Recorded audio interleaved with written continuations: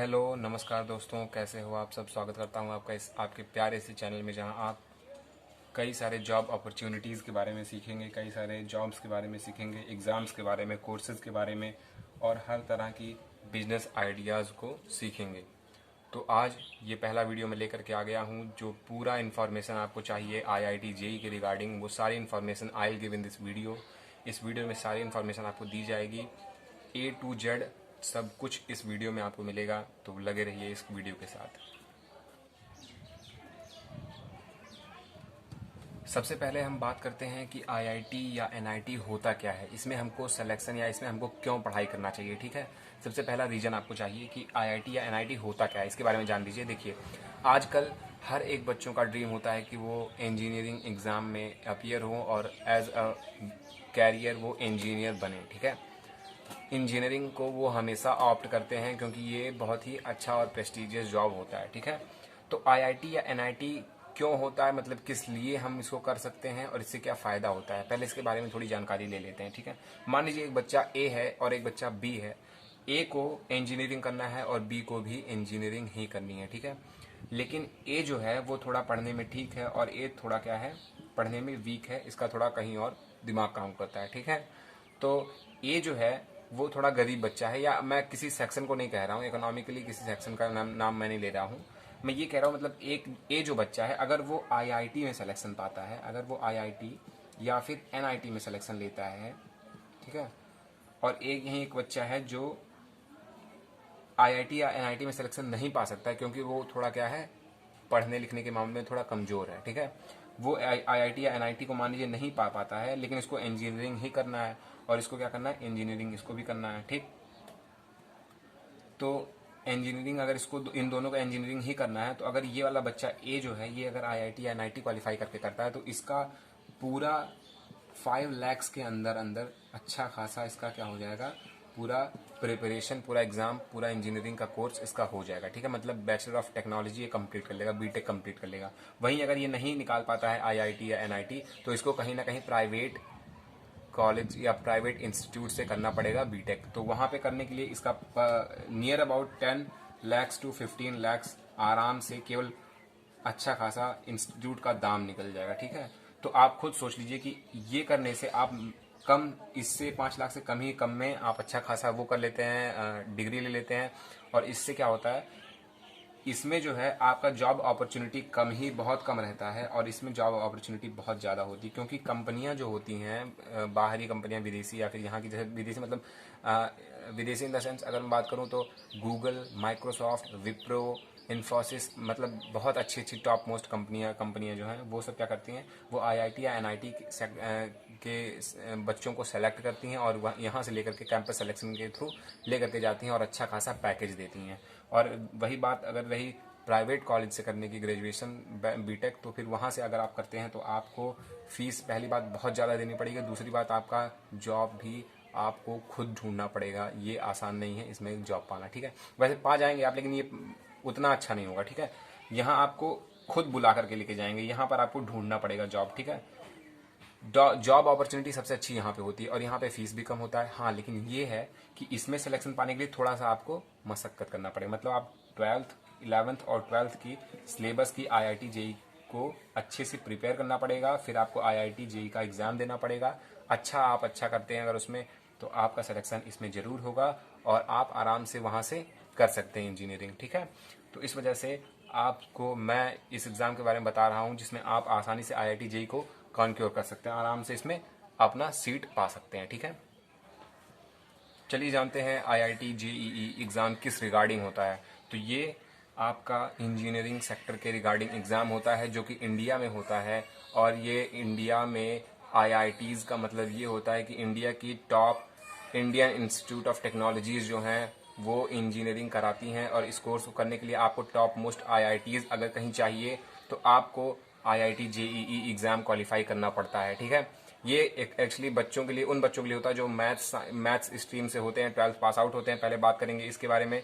तो ये इसका सेक्टर जो है ये है इंजीनियरिंग सेक्टर, मतलब इसको करने के बाद बच्चे इंजीनियरिंग सेक्टर पे अपने गोल के लिए आगे बढ़ते हैं। ठीक है, दूसरी बात, ये ग्रेजुएशन कौन सा कराता है, ये बैचलर ऑफ टेक्नोलॉजी बीटेक करवाता है। साथ ही साथ कुछ बच्चे कंबाइंड कोर्स करते हैं जो कि एमटेक करते हैं, तो दोनों आप कर सकते हैं एक साथ। लेकिन आपको अगर ये एग्ज़ाम किसी प्रेस्टिजियस इंस्टीट्यूट से अगर करना है तो आपको आईआईटी जेईई एग्ज़ाम जरूर क्वालिफाई करना पड़ेगा। आप ध्यान से देखिए, आईआईटी एग्ज़ाम जो होता है ये आपको आईआईटी वेज टू आईआईटी, आपका रास्ता आईआईटी की तरफ बनाता है या फिर एनआईटी की तरफ बनाता है। जो बच्चे इसके बारे में आगे बताऊं कि आईआईटी कब मिलता है, एनआईटी कब मिलता है, ठीक है। अब आगे इसको देखते हैं। ग्रेजुएशन आपका बीटेक के थ्रू होता है, मतलब बीटेक आपका एज अ ग्रेजुएशन होगा, जिसके बाद आपका कैंपस सिलेक्शन होगा और आप उसमें अच्छा खासा पैसा अर्न कर सकते हैं, ठीक है, as a job, as an engineer.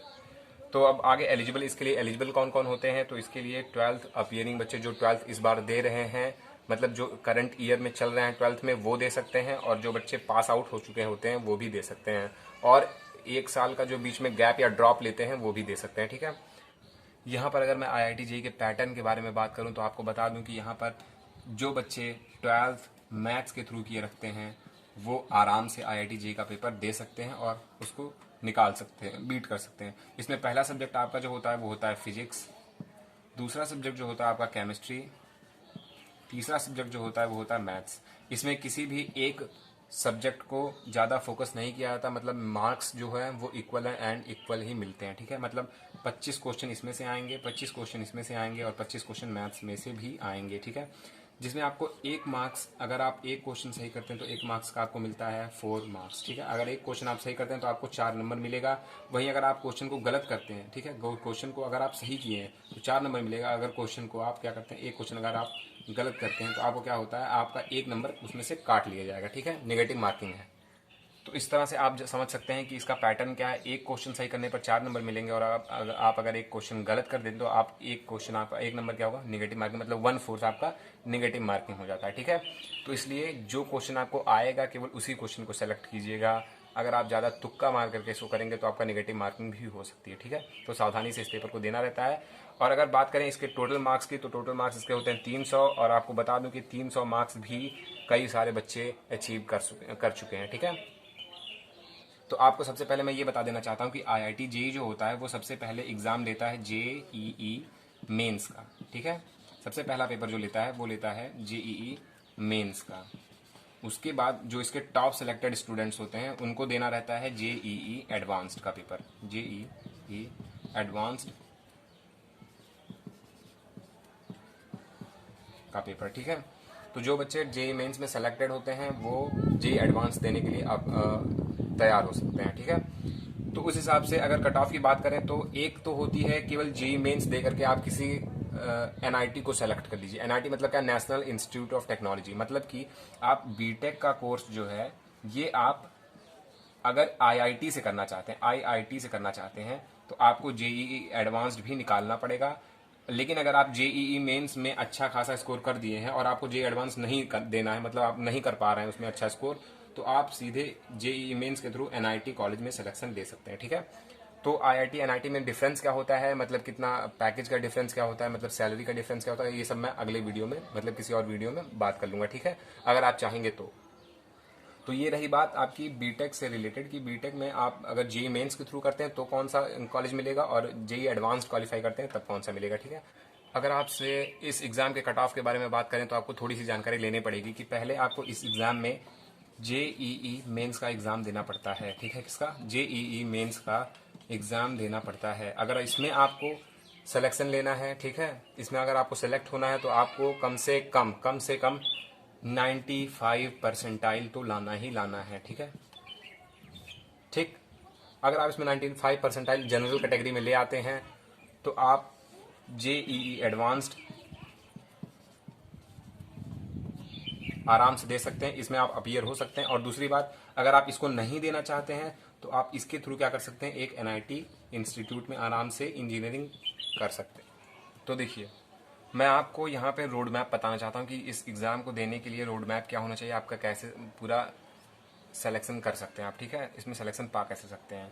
तो 12th में अगर आप मैथ्स के स्टूडेंट हैं, आप किसी भी बोर्ड के हों, state board, ICSE board, CBSE board, किसी भी बोर्ड के हों, इट डजेंट मैटर, आप आराम से जेईई मेंस का फॉर्म पहले डालेंगे। इसमें आपको क्या करना है, नॉर्मल सी कट ऑफ पार करनी है जिससे आप जेई एडवांस्ड में अपीयर हो सकते हैं। और अगर आप चाहते हैं कि जेई एडवांस में अपीयर नहीं होना चाहते हैं, आप अच्छा खासा मार्क्स अगर आप जेई मेंस में ही ले आए हैं, तो आप एक एनआईटी कॉलेज में सिलेक्शन पा सकते हैं। एनआईटी इंस्टीट्यूशन से आप आराम से अपना इंजीनियरिंग बीटेक कंप्लीट कर सकते हैं। लेकिन जो बच्चे चाहते हैं कि हमको आईआईटी में जाना है, वो जेईई एडवांस्ड के पेपर को भी क्वालिफाई करेंगे, तभी वो आईआईटी में सिलेक्शन पा सकते हैं। और आपको बता दूं कि एनआईटी के कंपैरिजन में आईआईटी बेस्ट है, बहुत ही अच्छी होती है आईआईटी, ठीक है। हाँ, लेकिन अगर आप आईआईटी नहीं पा सकते हैं तो एनआईटी जरूर लें, एनआईटी भी बहुत ही अच्छे इंस्टीट्यूट होते हैं, ठीक है। अगर आपको ये वीडियो पसंद आया हो और फ्यूचर में ऐसे ही अलग अलग तरह के कोर्सेज और अलग अलग तरह की jobs, private sector public sector की जॉब्स के लिए, आपको ऑनलाइन जॉब्स के लिए ऐसे ही इंफॉर्मेटिव वीडियो चाहिए, तो इस चैनल को जरूर सब्सक्राइब करें, ताकि इस चैनल पर आने वाले हर एक वीडियो से आप कुछ ना कुछ अच्छा पा सकें और अपने कैरियर को अच्छी तरह से बना सकें, ठीक है।